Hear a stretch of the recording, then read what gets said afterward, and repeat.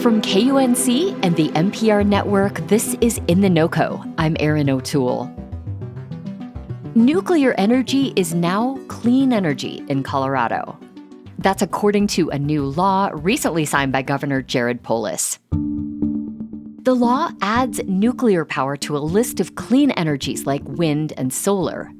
Colorado leaders have set a goal of using only clean energy to power the state by the year 2040.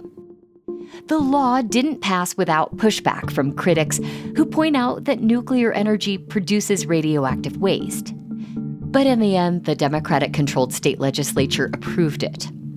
So what is behind these shifting attitudes in Colorado, which currently has no nuclear plants? And how could this law change Colorado's energy sources in the decades ahead?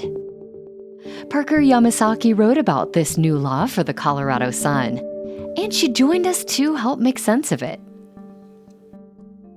So the new law, like you said, adds the words nuclear energy to a list of clean energies. And those are power sources or things that produce power that don't emit carbon emissions or greenhouse gases. The definition is basically any energy derived from geothermal, solar, small hydroelectricity, and wind, and then any hydrogen derived from those renewable sources.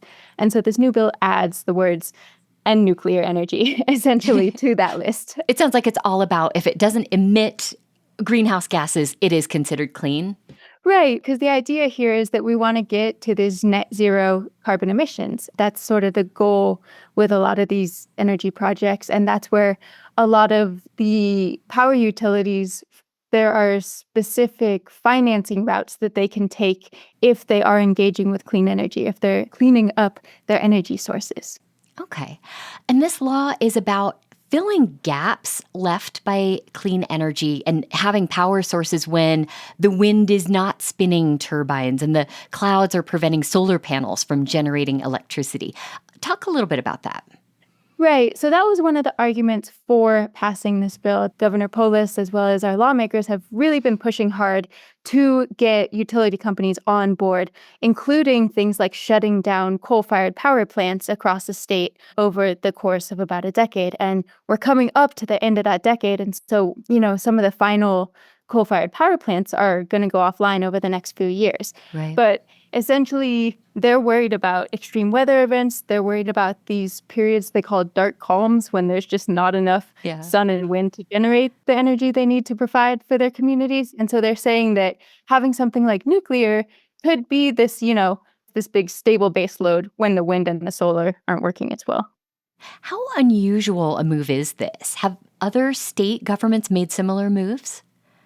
Nuclear is definitely seeing a resurgence. Nuclear power plants were built during the 60s and 70s in quite a large number. They slowed down after the 3 Mile Island meltdown. Right. But there are still, I think, 98 active commercial nuclear power plants across the U.S., none in Colorado. But I would say it's experiencing a resurgence because of this clean energy potential, right? Because of the fact that there's no emissions. And it's really interesting to people who are interested in green energy. Parker, what about nuclear waste? How did proponents of the bill address the radioactive waste that nuclear power creates? Well, the short answer is that they didn't really address it. Nuclear waste is kind of its own issue.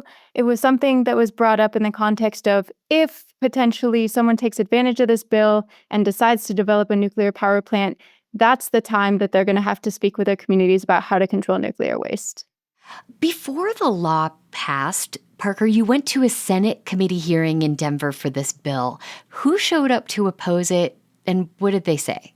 There were a lot of people that showed up on both sides. Opponents included a lot of environmental groups, as well as folks whose communities have dealt with contamination or contaminated sites nearby. And that includes natives and people whose land is adjacent to uranium mining and uranium milling throughout the U.S. Yeah. So their main point was that even if generating power from nuclear energy doesn't emit greenhouse gases, the supply chain that is required of nuclear energy is not necessarily clean because you're digging up radioactive uranium, which is naturally occurring in the earth. creating these mines and then shipping it to mills, and the mills are processing it and turning it into usable nuclear fuel. And then that is getting shipped to the nuclear reactor.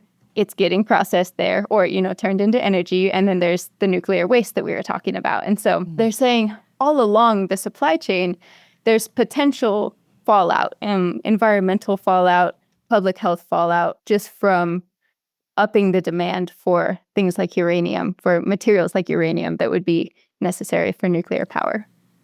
There are really a lot of steps along that process in the supply chain, as you said, that I didn't even think about. We think about the waste and that's it, but there's a lot of potential for other issues too throughout the process. Right. In Southwest Colorado, the Ute Mountain Ute tribe, they have land adjacent to one of the only commercial uranium milling sites in the U.S. right now. And they sort of regularly hold protests and peace walks along the highway near that site because they essentially want it shut down or moved away from their land. And the Navajo as well have been very vocal about the inequitable placement of mines on their land.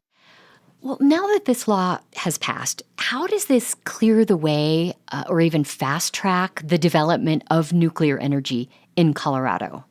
As far as I know, there isn't any developer that's sort of standing there just waiting for the governor's signature to shove a shovel in the ground and start building.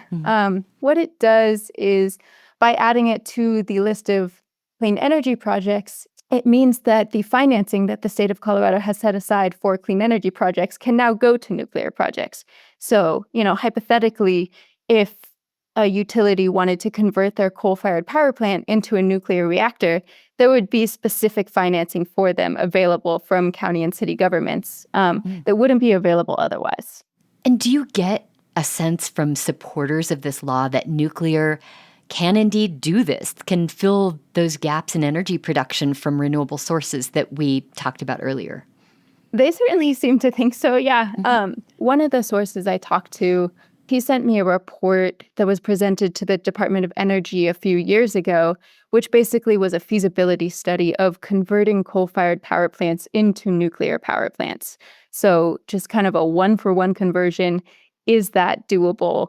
And looked at sort of all of these different sites across the U.S. And that report identified 4 coal-fired power plants in Colorado that could hypothetically be converted into nuclear power plants. He sent that report along as a way of saying, this is doable in the state. Parker Yamasaki reported for the Colorado Sun on a law designating nuclear power as clean energy in Colorado. By the way, this new law is not the only development in nuclear energy in Colorado recently.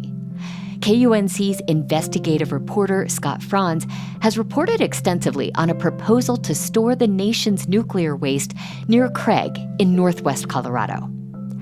We'll include a link to his series, plus a link to Parker's story in the Colorado Sun, in our show notes and at KUNC.org. That's it today for In The NoCo. I'm Erin O'Toole. Thanks so much for listening.